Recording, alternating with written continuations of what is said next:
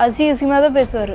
ஏன்னு கேட்டால் நான் கேட்பேன், உனக்கு தான் இஷ்டமே இல்லையா, ஏன் என்ன கல்யாணம் பண்ணி என் வாழ்க்கை நாசமாக்கிட்டேன், நான் இங்கேயே வேலை செஞ்சுருந்தாலும் நான் அப்படியே கூட இருந்திருப்பேன் அப்படின்னு கேட்டதுக்கு, நான் ஒன்றும் உனக்கு விருப்பப்பட்டு கல்யாணம் பண்ணிக்கல, என் பொண்டாட்டி விட்டு கல்யாணம் பண்ணிக்க எனக்கு இஷ்டமே இல்லை, எங்கள் அம்மா தான் கட்டாயப்படுத்தி இருக்க வச்சாங்க, உங்கள் அம்மா இருக்க வச்சாங்கன்னா நீ ஏன் வந்து இருந்தால் குழந்தை பார்த்துக்கிட்டேன்னு கேட்டால், ஒரு நாய் வந்தால் கூட தான் 10 புல்லு பப்பா அப்படின்றாரு. எனக்கு இதுக்கு மேலேயே என்ன பண்ணுறதுன்னு தெரியல மேம். நீங்கள் தான் எப்படியாச்சும் குழந்தை வேணும். எனக்கு குழந்தை வேணும் மேம். குழந்தை இல்லாமல் என்னால் செத்துடலாம் போல இருக்குது. என்னால் இருக்கவே முடியல.